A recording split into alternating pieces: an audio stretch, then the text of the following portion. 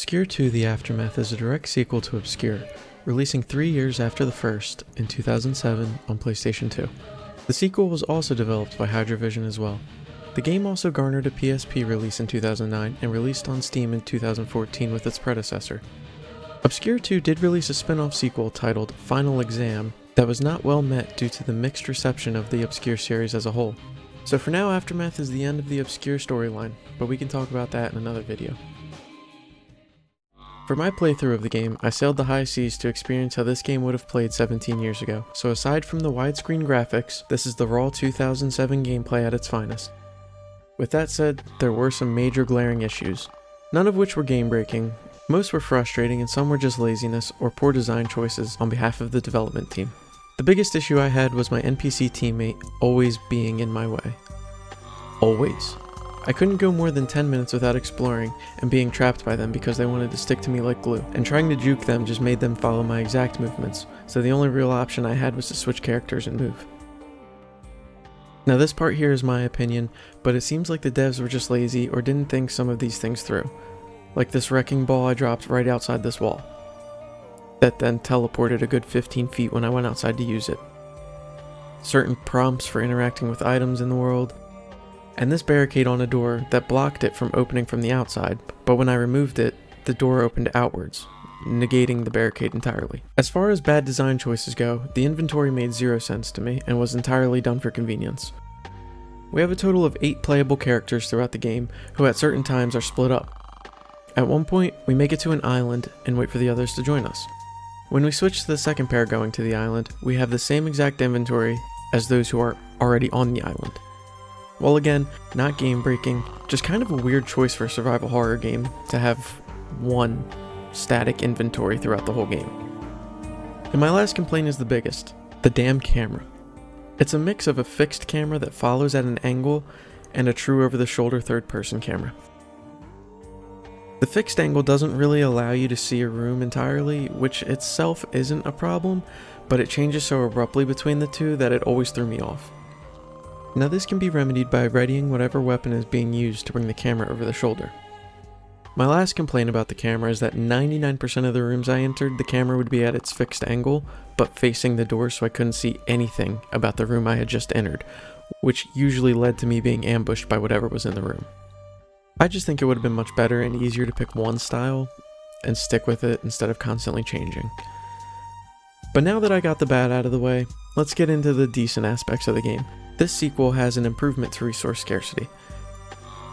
The majority of my gameplay was spent using melee weapons or the rechargeable stun gun. I learned real quick not to give the NPC a gun, since that's the only thing that they would use instead of using their melee weapon to take out the weaker creatures. But somehow, despite the NPC wasting all the ammo, I always had enough to get through the bosses, which were more mechanical fights, like this guy who we do a bit of damage to, then chop tree limbs off to defeat. And on the topic of guns, there is a much wider array of weapons readily available to us this time, but we're kind of left to figure out exactly what they do. We have our stock pistol, shotgun, and multiple melee weapons, which teleport between characters like I previously said. New weapons include the flare gun, which is mostly self-explanatory, but I was kind of left wondering if it left a damage over time effect or outright did 1d6 of fire damage. The crossbow, which surprisingly shoots explosive bolts. The light ball gun, which I still have no idea how the damage functions on that. And dynamite, which goes boom. Lastly, our entourage of playable characters has almost doubled since the first game.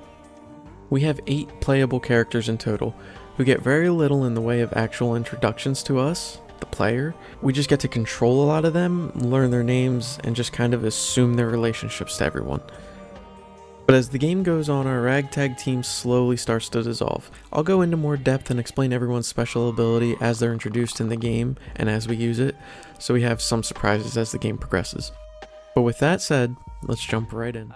The game starts off with a short narration by Stan, one of the playable characters from the first game, explaining the Cliff Note version of his past endeavors, stating it's been 2 years since the events of the first game, and that a lot has happened, including jail time.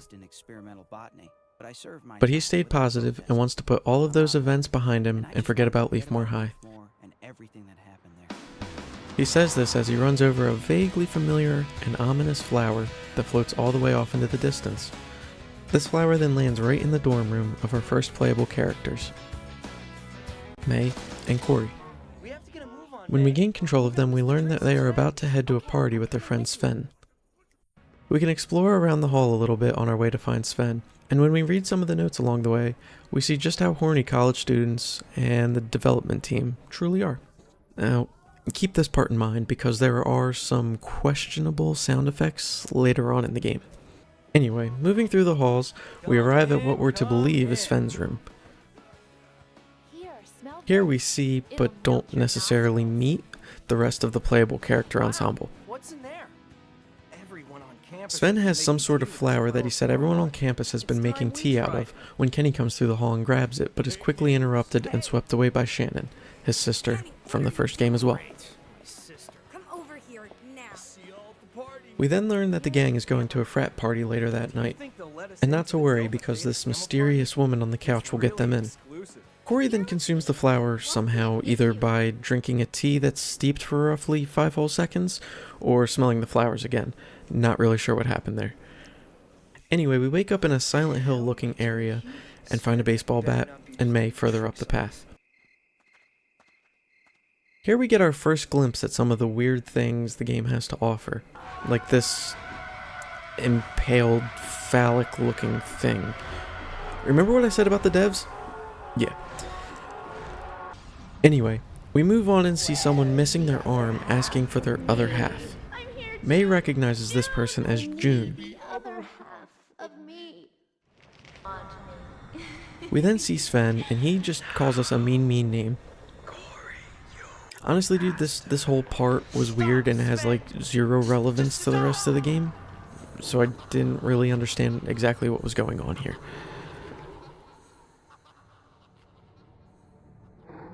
We then randomly wake up again, this time with a shotgun, and find someone named Amy inside a flower, spouting some nonsense about a flower opening up inside of her and that men won't be able to have it. Be the one that men will not be able to have. When we go to inspect Amy, we find her body a little messed up before we're ambushed by some monsters, and it ends with May dying. May! No! We then wake up with a wicked hangover and try to find May. Along the way we find an energy drink that instantly cures our hangover and starts some cool mid-2000s music. Oh, that's much better. That's much better. On the way to find May, we come across a gap between dorm halls and learn Corey's ability, which is that he can jump a little bit higher than everyone else and hang onto ledges. Along the way to find May, we see several bulletin boards with some rather unsavory notices on them, like this sociology professor who was sneaking into the women's dorm and stealing their underwear. Eventually we find May in her room, and she sounds super thrilled to see us. Oh, it's you. My head. But when we give her an energy drink, she's fine and says to leave her sister behind as we head to the party. Will your sister come with us? Leave her. We then take control of Kenny and Ashley, who still hasn't actually been properly introduced to us. In their conversation, they say that they're going to have a hard time getting into the party without the twins, which gives us our first hint that maybe May and June are twins. We mosey our way around the back of the mansion and find our first real weapon, a hockey stick. But newsflash, Kenny doesn't play for the Panthers, so he's not bringing the cup home this year. Continuing on, we use Kenny's ability, which is actually useful in this game, to move this big old box, while a provocative conversation goes on, so that we can use it to jump up to the roof. Once on the roof, we open a window and get a cutscene of some silhouettes grooving, while some flowers start to bloom and release a familiar looking spores into the party.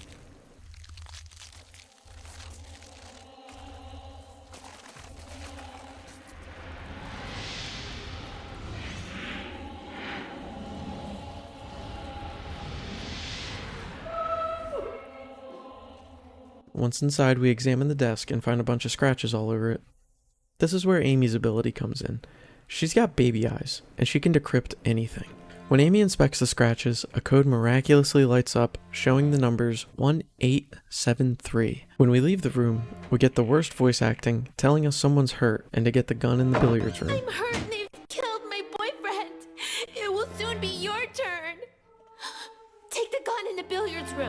We make our way there and enter the code we just got to receive the There pistol, it is. Now that I like. followed up by some more witty So I won't be one-liners. shooting my load tonight then, huh? You just save your ammunition for later. Now that we're properly armed, we leave the room and find this big beauty To go. Students died and take the crap key like from it, this. while Kenny tells Amy about the events of And I Leafmore High. suppose what we just killed. When we get downstairs, we find a bunch of head crabs crawling away and the remnants of a violent scene. Oh, what a bloodbath! Making our way to the library, we're met with our first puzzle. We have to move some bookshelves into a certain arrangement, which I guessed here because I accidentally skipped the room that had the solution. And down comes a little staircase that leads us to an outdoors walkway. We get a cutscene of someone reading a book who maybe recognizes Kenny before getting splattered by someone's blood. Afterwards, we get a cutscene of May and Corey pulling up to the mansion, while May complains about Corey's car and having to drive here. Why do we always have to go by car? We could have walked, and it wasn't even that far. I just don't get your infatuation. But with walking that up the thing. path, we find the weapons Kenny and Amy just had What are near a those corpse. things? Corpses? Am I still hallucinating? When we approach the I've front already door, hacked we this find guy out about with my May's ability. pocket computer. She can hack certain locks open with her PDA. Now, all of the hacks that come across our way in this fashion, Are you getting anywhere? the answers It's are the all hacking a program famous that I've written person's to name. change my notes. I was kind of confused about this Oh, mechanic but at it first seems to until someone work. watching me play this in You can't just Discord teach said it's some literally famous just Wordle. people. So if you don't know what Wordle is, the letters turn colors based on if they're in the correct spot or not. A yellow letter is a correct letter, just in the wrong space, while a green letter is in the correct space. After some trial and error, the name ended up being Mozart. There we go. We can go inside. When we get inside, we're met with the same grisly scene that Kenny and Amy just saw, but the door behind us gets closed off by some spores that release from the flowers. I don't like that, Corey. Stay with me, babe. Above all. Exploring around, we end up in the kitchen with a fella missing his jaw and a med kit. We find one of the flowers that had been crushed up for some recreational use, as well as the solution for the library puzzle that Amy could have decrypted to save me about 10 minutes of moving those bookcases around. Heading back to the main room, we head upstairs and get hit with a super wacky camera zoom. When we reach the upstairs hallway, we hack one of the doors. The code for this one is Picasso. Inside, we find some ammo and a med kit, and that's it. Following Kenny and Amy's path, we go to the library and find the stairs have collapsed. So we very slowly use Corey's ability to jump and climb to get up.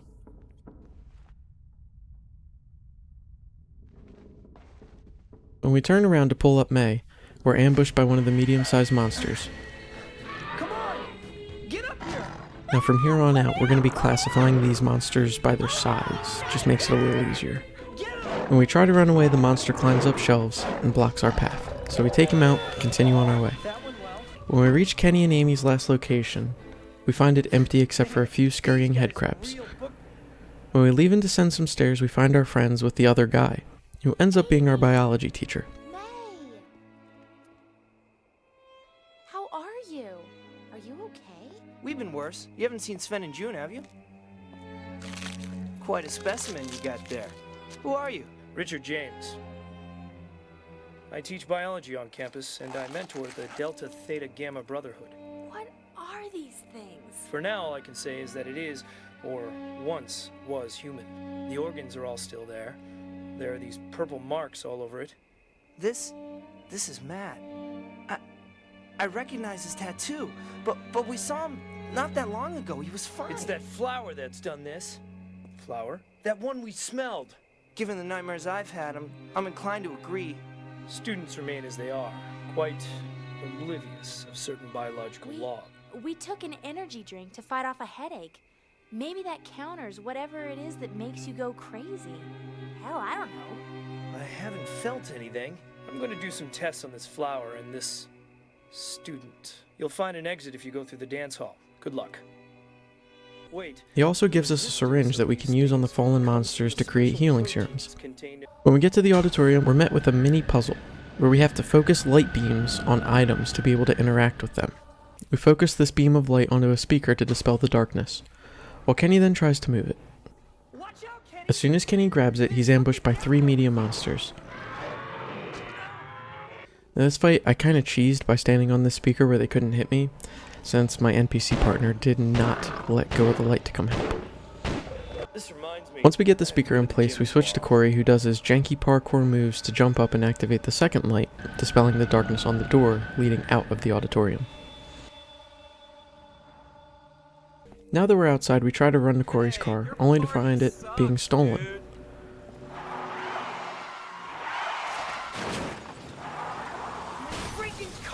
So Corey and Amy run after it, while May uses some iconic 2000s name-calling techniques. From here. Come back, you retard. May! Answer me! I'm begging you! Damn. What is it, June? Some really weird things are happening in the halls. Everyone's gone mad. I'm too scared to leave my room. Stay where you are. Hide wherever you can. Just like when we were kids, okay? I'm coming. Hurry! What on May's earth? twin uses her walkie-talkie to say she's in danger, so May grabs Sven, and they run off while Kenny says he doesn't feel so good, Mr. Stark, and that he needs to go to the hospital. I need it badly. I'm starting to feel awful. Now for the sake of pacing, I'm going to qualify this as the start of Act 2, since we're all split up from this point on for quite a while. So Act 2 starts with Corey and Amy trying to chase after Corey's car, while complaining about his car the whole time. Along the way we see 1 big beautiful monster, and 2 medium ones. This fight is honestly just an ammo dump, but we do get a healing serum out of it, so it's kind of okay. Car can't be far off. Continuing on, we find Corey's crashed car, and he throws a little fit over it. My baby! Don't you think you're exaggerating a bit? And what about May, huh? He crashed my baby! That bastard! You can't hide! I'll have your skin, jerk! When he's done, we get attacked by another big beautiful monster, and a medium one. Further down this path, we find our first battery-powered weapon, the chainsaw, which I never actually used in combat. But this nifty thing is recharged in this area by using power boxes found on a few lampposts throughout the area. We use this chainsaw to cut a tree that fell across our path, which we very easily could have just jumped over. I don't know exactly why a chainsaw had to be implemented for this.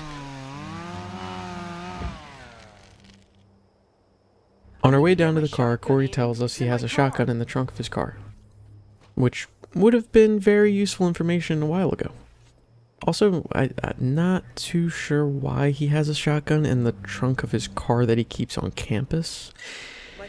Anyway, we reach the car and grab the shotgun, when what we can assume was the driver wakes up and attacks us. So we take it down quickly with the help of the newly acquired shotgun. As we make our way deeper into the woods, we get a cutscene of someone or something walking through the woods a bit ahead of us, carrying some sort of sack or something. I don't know. I'll leave it up to your imagination to what the hell that is.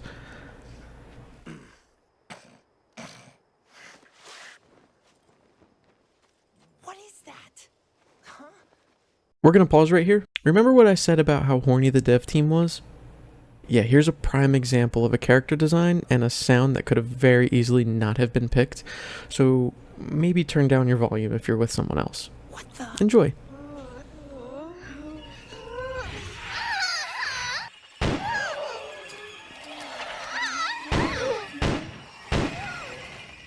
What was that? They remind me of May when she gets angry. Right now, I sympathize with her.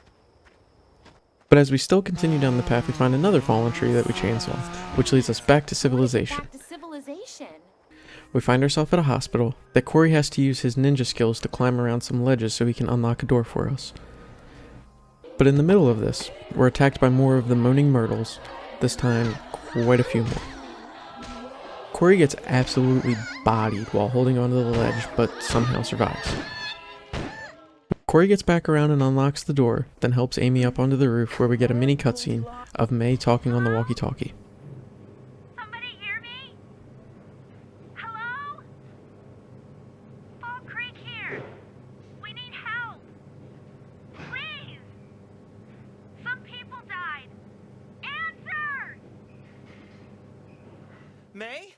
Corey, where are you? I'm at the hospital with Amy. My car. It's dead. I'm worried about you, Corey. I know. I'm sorry, honey. I've been an idiot. Corey, it's June. I'm gonna look for her at the dorm with Sven. Hey dude, good news. June's car is still here. As soon as we get the keys, I'll bring the twins back, I promise. And by the way, you'd better take care of my blonde girl, okay? Don't worry. We're gonna stay here a while. It seems peaceful. Be safe, okay? You know me. I love you, Corey. She explains she's with Sven, looking for June, and they'll meet up soon. The scene changes to Kenny rummaging through drawers, probably looking for some sort of drug as he appears to be in a hospital. Our assumptions are solidified when Shannon walks in, saying she can't find any of the drugs he was looking for. Find the pills. When the cutscene ends, we take control of Sven and May, who are back on campus looking for June. Once we get close enough to the entrance that leads inside, we get a visible health bar for June, starting a race against the clock to find and save her. They use the names. We beat off a couple moaners and hack a door while June's health steadily goes down. We get ambushed hacking this door, but the code is Freud. Once we get inside, we're in the stairwell Corey found his energy drink in earlier. This part took me an embarrassingly long amount of time because I had literally zero idea where I was supposed to be going. June was at about 1/3 health when I found this big girl holding her before she yeets her ass out the window. She reaches out on the walkie-talkie and somehow sounds perfectly fine, but says she's stuck in the basement. So we run around again and try to find her. When we reach the door to the basement, we have to use a monitor connected to the basement cameras to lead June out. I thought this part was pretty cool but could have been done a little better, like instead of automatically changing the cameras, let us press a button, because it felt kind of weird having them automatically change and the picture getting fuzzy again, even though in my head the input never actually changed. I don't know, just felt a little oddly slapped together, but overall a really cool idea. After adjusting what felt like 30 different cameras and running into 50 locked doors, we finally gained proper control of June. Which doesn't last very long since we turn on the power to unlock the basement door and immediately get snagged by some monster.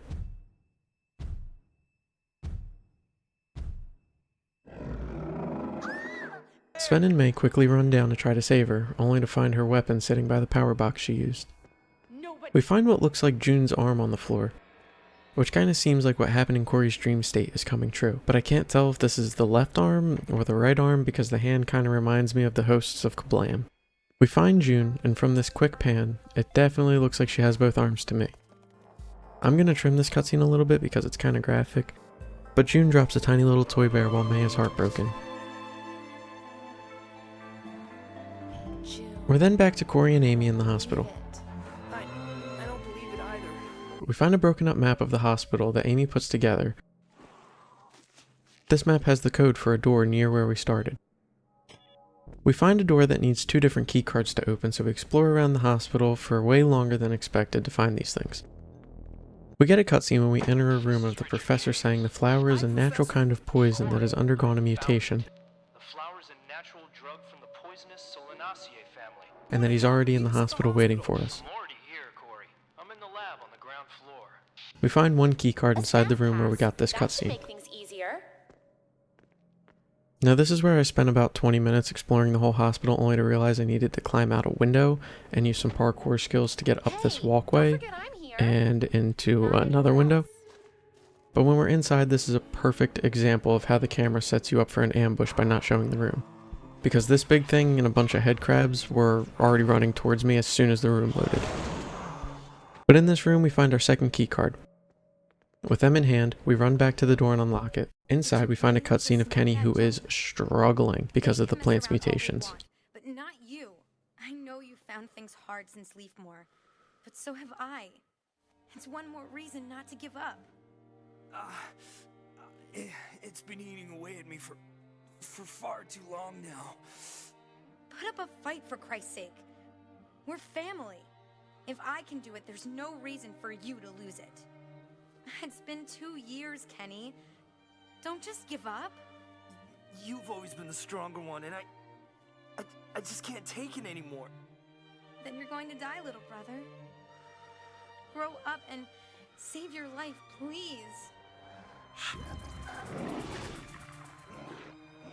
Quick! Get He then transforms into something. But don't worry, we'll see soon enough what he is. Running to the elevator, we get some more grade A voice acting from Amy. To the elevator!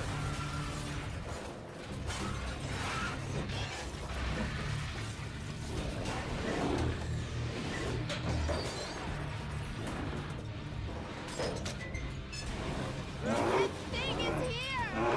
Let's go! Friggin' elevator!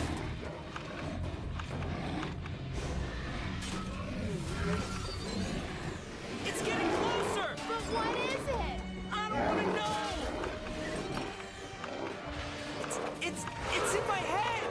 I don't feel well. We have to get a move on.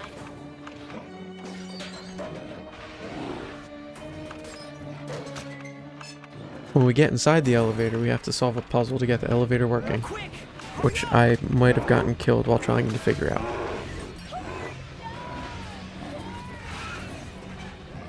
So we roll that back one more time. This time, way quicker, and we descend to where the professor is. We then try to enter the hospital as Sven and May. And I get absolutely demolished here by some of those moaners, There's someone in this hospital. so I had to pull out the blicky on him. We find the entrance and have a quick time event to get this gate down to save ourselves from this big beauty.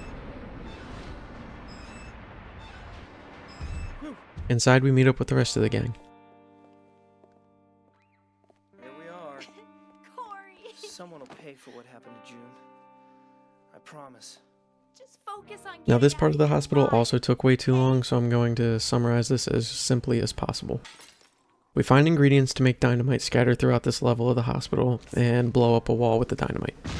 Nice fireworks. This hole in the wall leads The us to a storage area. The professor was right.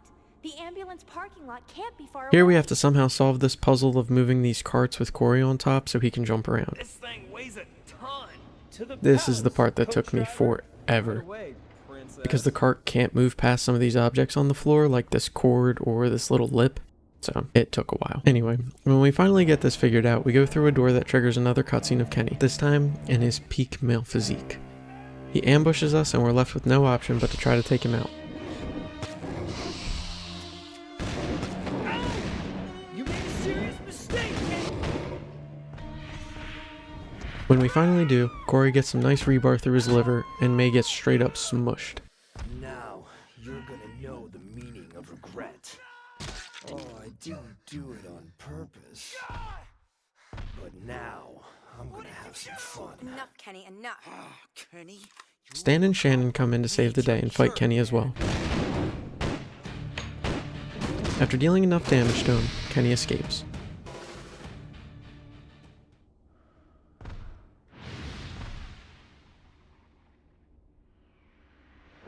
With our party now down to 5, we run away and give Corey 0 medical attention because who needs their liver? But when driving, we see a big girl and swerve off the road to avoid hitting her.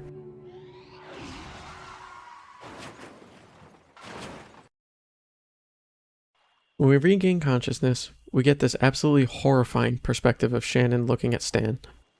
Everyone else is knocked out except the professor, and Corey is still somehow alive. This is where we'll say the third act starts. We find ourselves at the local dam, and the door leading inside is locked. So we use Stan's ability, which is still lockpicking, but this time much worse. Where did you learn to do that? This lockpicking mechanic makes 0 sense to me, and took way too long to realize what I actually needed to do. In my head, I thought I had to line the pins up to the top or to the bottom. I didn't realize I had to make a gap straight through for the lockpick to reach the back. Because that's how locks work, right? Not In all bad at seriousness, this was the easiest lock and took me 5 whole minutes to figure out. Nothing really exciting happens here, but we get another puzzle to repressurize some pipes so Shannon can squeeze through.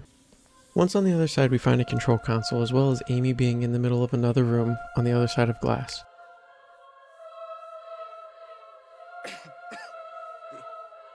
Yep, the elevator controls are dead. We try to use the broken elevator, but Stan starts showing some symptoms eerily similar to Kenny's. Stan! This cutscene felt like quite a bit of information about our next steps and not a lot of time or words. Need welding equipment. It's Finn. We're on our way. We're almost there. Anyway, we take control of Sven and Corey, who still has a giant hole through him, as we make our way into the dam trying to find some welding equipment. Inside, we find a mini agility course that Corey has to complete to drop down a ladder for Sven. But seriously, how the hell is this guy still alive and moving with a hole through his gut? We find the quote-unquote welding tools just outside the control room and head to meet up with Shannon and Stan. When we're there, we get an improved syringe to make stronger healing serums. When we fix the elevator, we head down to save Amy, but Kenny just kind of appears there and says he did some unspeakable things to her. Shannon, come into my arms so I can tear you apart. Quick, over here! Check on the blonde. I wasn't too gentle with her. Ugh! What did you do to her, you bastard? Somebody please blow his freaking head I off! thought I taught you to respect women, Kenny. Never mind, Shannon. I don't think he understands. He never did. So we fight Kenny again. This time we have to damage him enough to stun him, and then use these wheels to drop a big hunk of metal on his head multiple times. Afterwards, Kenny falls into a giant pit, and we're led to believe that we killed him. You've just killed your brother, Shannon. This nightmare's changing all of us. Oh, forgive me. When we leave, we head outside and have to put some boards down on a broken bridge so that Shannon can cross and help us take out two of these big beauties. Following the pathways, we hear from Sven, who says the professor and Stan are on an island, but him and Amy got separated while in the water due to the fog. We lost them in the fog. Escape there if you can. We'll try to join you with Amy. Okay, we'll do our best. So we miraculously find a boathouse that has a boat right for the taking, and we make our way over to the island to meet up with the gang. This boat sequence has the worst controls I think I've ever experienced. You have to be holding forward and hit the row button to move, or just turn left and right.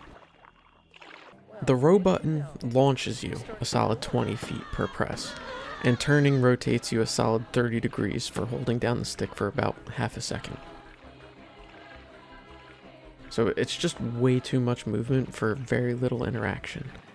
But eventually we make it to the island and clear it out before meeting up with Stan and the professor. You were a lot quieter when you were ill. Is it the lack of a female presence that's making you so jittery? Shannon, you scared me half to death. I'm not a baby anymore, Stan. I shoot just as well as you now. We hear a scream in the distance, and Shannon and Stan take off without Corey or the professor. We can't stay here any longer. We gotta keep going. There's another boat not far from here. We then take control of Amy and Sven, also in a rowboat. We were at the dam. Amy says some things that might explain what Kenny did to her earlier, and honestly, not cool, Kenny. Try to forget about it. I feel dirty. I won't let you go, Amy, even if it kills me. Thank you, Sven. When we get to the island, we find a cemetery and have to use Amy's ability to find the solution for another puzzle. We have to get past this mausoleum. We have to move around these headstones a little bit so that when we peek through the cross, we have the same picture as what the tablet we just decrypted shows. It worked. When the puzzle is solved, a door opens up leading to a spooky house, which when approached, leads us to getting ambushed by a few monsters. One with a tentacle face and a couple human-sized ones. After this fight, we get a nifty strong serum from all the hearts. When we enter the side of the house, we're in a green room and get ambushed by that creepy guy we saw in the woods near the hospital earlier that day. I'll keep him off. Now, Amy runs into the house right before Sven gets knocked out and dragged away to who knows where. Sven! Afterwards, we gain control of Shannon and Stan again, who arrive on the same island and share a passionate kiss finally.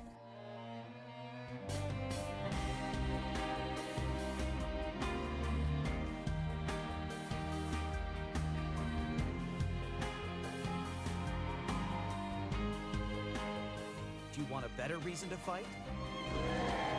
Which is interrupted by a few tentacle-faced monsters. We take him out with style and grace and head through the graveyard to the house Sven and Amy just entered. We get ambushed by 3 medium guys here, and find that the greenhouse entrance has collapsed. So we pick the lock to the front door and mosey on in. When inside, we use Shannon's special ability to dispel the shadowy spores on a door and enter to find Corey's there somehow and Amy hiding in a wardrobe. Again, I'm not sure how some of these things happen in this, but a quick cutscene of Corey and the professor somehow getting there would have been kind of cool to see, instead of them just showing up. Some kind of deformed freak captured him. Oh my god, what is he going to do to Sven? Crap! Where did they take him? I don't know. I barely had time to hide myself. This just keeps on getting better.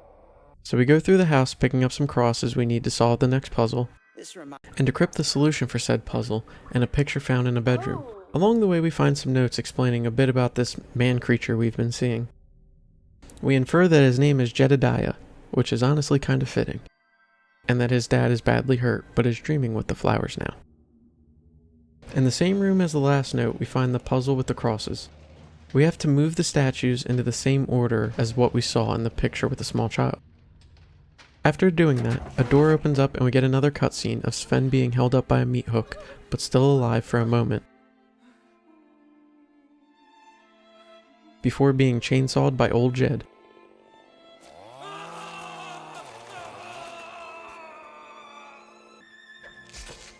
Jedediah then runs away and Stan and Shannon chase after, while the rest of the gang stays behind with Sven.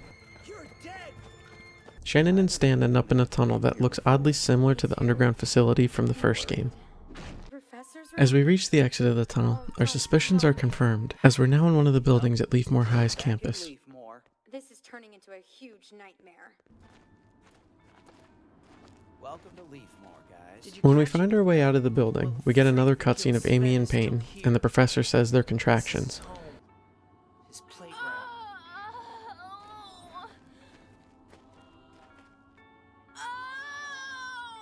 Kenny, you monster! You didn't! You wouldn't do that to Amy, would you? Contractions. Stay calm. Relax. You need medical attention. I don't care. I want this to be over. For all of us. Now this is the worst part of the game, so I'm going to try to summarize this as quick and painlessly as possible. We explore a fair bit around the campus of Leafmore High, which is partially under construction. We use this crane with a wrecking ball that I honestly ran past like 30 times because there's no clear indication it's even remotely useful. So we break down this wall, enter the library where we find some bolt cutters. We can use these bolt cutters to open up a path back in the main courtyard. So we head there and use them, and find another crane here, this time without a wrecking ball. We find a little lift that we use to enter one of the buildings here. Once inside, we make our way to another wardrobe that has a chain on it as well that we can also break. Inside it, we find some gasoline that we can use to drop the wrecking ball outside. And this is the one from the intro that teleports uphill once it's dropped over the wall. Using the wrecking ball, we break another wall down and make our way through to find a note from Principal Friedman. This note states he's been injecting himself and his son Jedediah, which honestly explains a lot about his physique. We find none other than Jed and his old pawpaw, who is now a tree, just like his brother. This fight was kinda rough going in blind. We have to damage Jedediah to the point that he runs back to get a hug from his tree daddy, then chop off the tree branches. We do this a few times while Corey is super low on health and get a cutscene after the last limb is cut. This cutscene is of Jedediah being upset about his pawpaw being dead.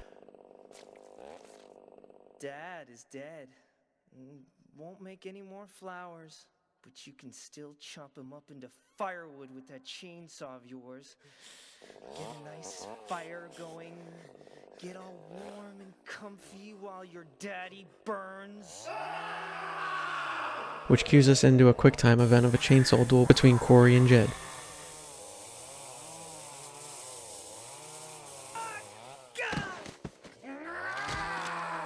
Which ends with Jed dying and the flowers all starting to wilt while we take our leave, which finally concludes our adventure at Leafmore High. nightmares and traumas. And then this.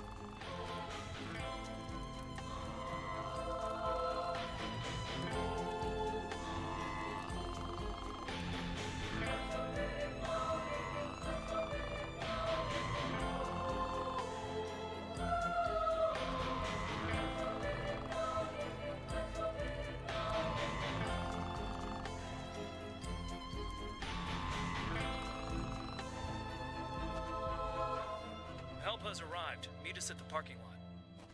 Come on. It's time to go back.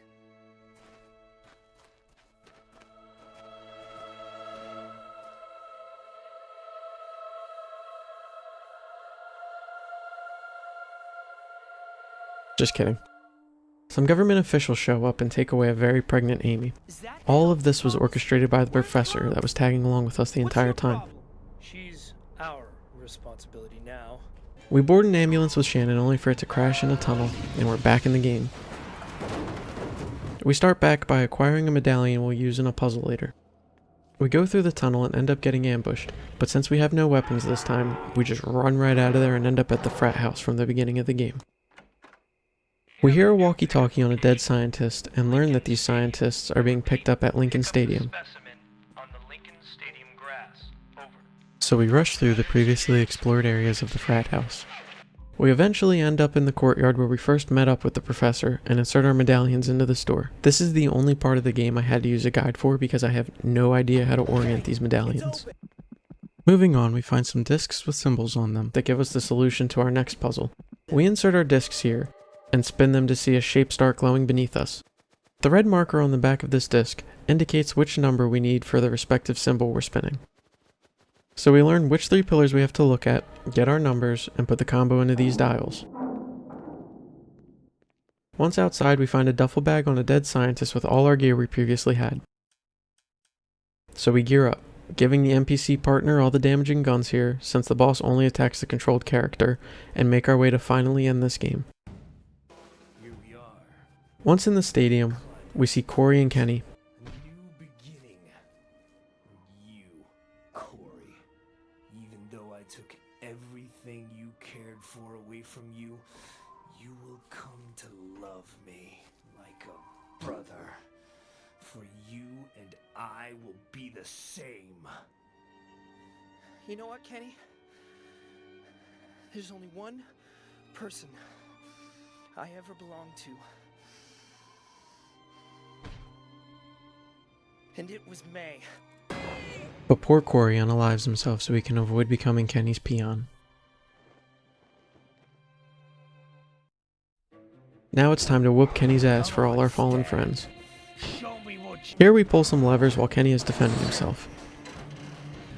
2 of these levers require us to use our ability, so they take an extra round to unlock. But once all the levers are pulled, Kenny is finally defeated. He says that the family is growing and to take care of his child. Please take care of my child. Which Shannon says won't be allowed to live. I'll make sure it will be dealt with. I won't allow it to live. Shannon! We then see Amy on a helicopter with the professor as it explodes into spores.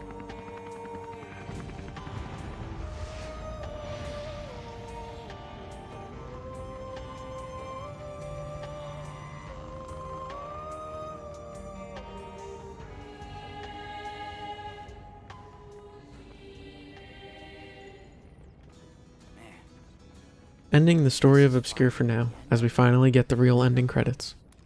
But it is time to cut all family ties, once and for all. Rock and roll, baby. Rock and roll.